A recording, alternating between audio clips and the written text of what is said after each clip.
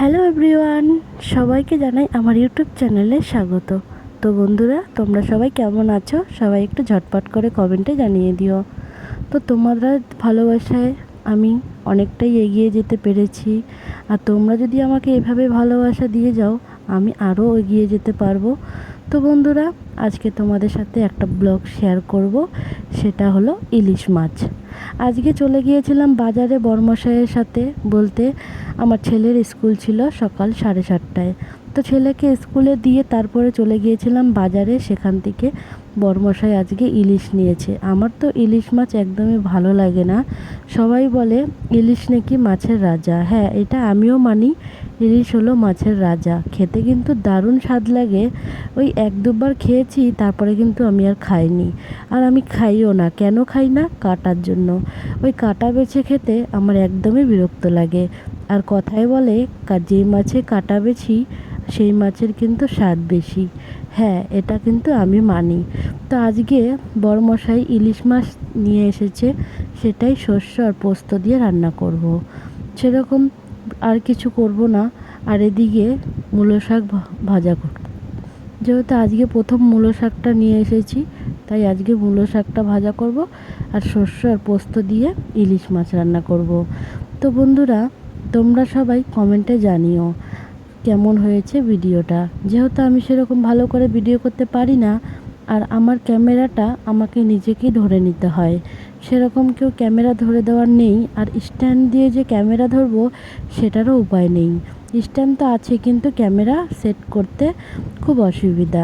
তাই ঝটপট দেরি না করে ইলিশ মাছটা রান্না করে নেব। যেহেতু বরমশাই খেয়ে আবার অফিসে বেরোবে, এদিকে আবার 10টা 10-এ ছেলেকে স্কুল থেকে নিয়ে আসতে হবে। তাই সমস্ত কাজ সেরে তারপরে যাব ছেলেকে আনতে। চলো তোমাদের সাথে শেয়ার করি ইলিশ মাছটা রান্না করা। যেহেতু আমি আমার মতো করে রান্না করেছি, ইলিশ মাছটা ভেজে নিয়েছি, আর এদিকে শস্য আর পোস্ত, কাঁচা লঙ্কা আদা দিয়ে পেস্ট করে নিয়েছি মিক্সারে। তারপরে এদিকে কালো জিরে শুকনো লঙ্কা ফোড়ন দিয়ে পোস্ত বাটা শস্য বাটাটা দিয়ে দিয়েছি।